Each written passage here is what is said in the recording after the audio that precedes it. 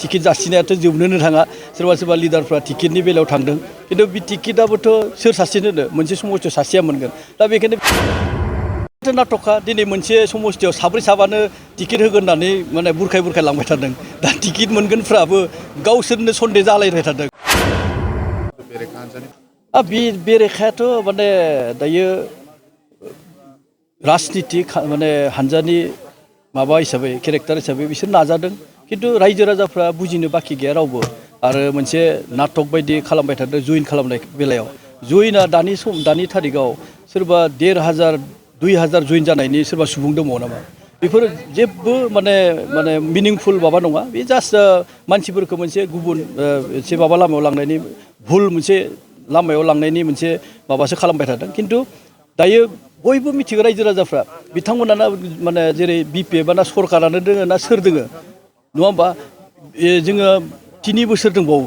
दा आरो बिटिसिआव 2 बोसोर दंबावो दा बेखायनो 2 बोसोर रावखौबो गावनि माने मोनथायनिफ्राय खोमाना लानायनि लामायाव रावबो थाङा बेखायनो सोरखौबा बुरखायदों नंखाय बाखाय बुंनानै लांनो नागिरदों सोरनोबा टिकेट जासिनायाथ' जोबनोनो थाङा सोरबा सोरबा लिडारफ्रा टिकेटनि बेलायाव थांदों खिन्थु बे टिकेटआबोथ' सोर सासेनो मोनसे समस्थियाव सासेया मोनगोन दा बेखायनो बिराद मिनिथावना मोनसे थासारि सोमजिबाय थादों बिसोरनि गेजेराव बेखायनो बेयो जोंनि थाखाय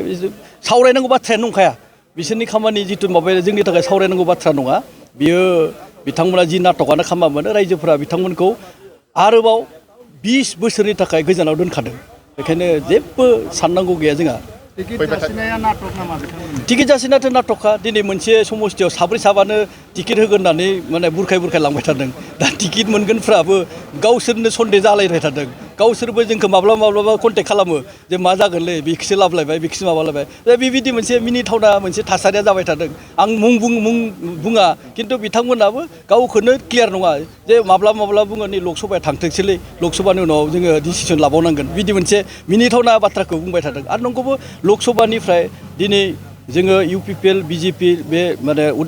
दरं उदालगुरि लकसभायाव बिजेपि हिसाबै बिजाथि होनानै गेलेगोन आरो देरहानायाथ' खाथांखा माने दिल्ली सरकाराथ' मदिया फैखागोन मदिनि अनगायै रावखौबो नुखायाखै रावबो बेखायनो बेखौ नुनानै बिनि लकसभा माने इलेक्सननि उनावनो सिनारिया सोलायखागोन बेखौ जोंहा जिंगासिनांगौ बा खर' सानांगौनि जेबो बाथ्रा गैया दायो ट्रिपल इन्जिन माने सेन्ट्रेलाव दङ स्टेटआव दङ आरो नैबो बिजेपि इउपिपिएल आरो जिएसपि दं सरकार सालायगासिनो दङ दा बेहाय डेभेलपनि खामानिया गोबां जानो थांगासिनो दङ खिन्थु मोनसे खोथाया बेनो जे किसुमान डिपिआर बानायनाय प्रजेक्ट लानायाव एसे सम लायो माने समजोंसो माने जाफुङो बेखायनो बे समखौ जों नेनो हानांगोन दायो माने बिटिसिआव 3 बोसोर कमप्लिट जादों दिनै दा 3 बोसोर कमप्लिटआव जों जेरैबायदि 17 बोसोर बा आगोलनि सरकारनि बायदि माने लुबैबा जानाय नङा बेखायनो सम होनांगोन दिनै पानेरि समस्तिनि बिजाथि बा एमएलए आरो आसाम आयेन आफादनि मानगोनां बुंथिगिरि बिथांनि नाजानायावथ' पानेरियाव गोबां खामानि जानो थांगासिनो दङ खिन्थु दिनै गासैबो टेन्डार जानाय लामायाव सेंसन जानाय लामायाव बेखायनो बेफोर जाफुंजोबोबा फैगोन 5 बोसोर बा 5 बोसोरनि भितराव जों गोबां माने लामाखौनो होन बा जौगानाय इनफ्रास्ट्राक्चारफोरखौ जों नुनो मोनगोन बेखायनो जोङो धैर्य हमनांगोन खिन्थु जोङो एकदम 100% माने आसा खालामनो हायो जे बे 3 इन्जिन थानाय सरकारा गोबां डेभेलपनि खामानि मावनो हागोन मोनसे गोजोनथाव खौरां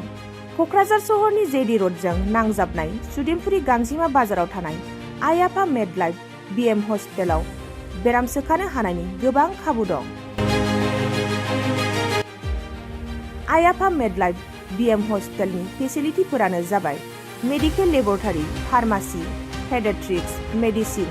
गायनोलॉजी dental urology dental x-ray play area x-ray sonography OT ICU NICU एबा पीआईसीयू आरो आइ आफा मेडलाइफ बिएम हस्पिटाला 24 घन्टा जेब्लाबो खुलायै थागोन लांलाय लाबोलायनि एम्बुलेन्सआबो मोजाङै सार्भिस थागोन ओनसोलनि सुबुंफोरा बेराम आजारफोरजों भुगिनानै थाना दंब्ला थाबैनो नोंथांनि देहाखौ फाहामथाय लानो क'क्राझार सहरनि सुदेमपुरि गांजिमा बाजाराव थानाय आइ आफा मेडलाइफ बिएम हस्पिटालाव गोख्रैनो फाहामथाय लाफैनो हागोन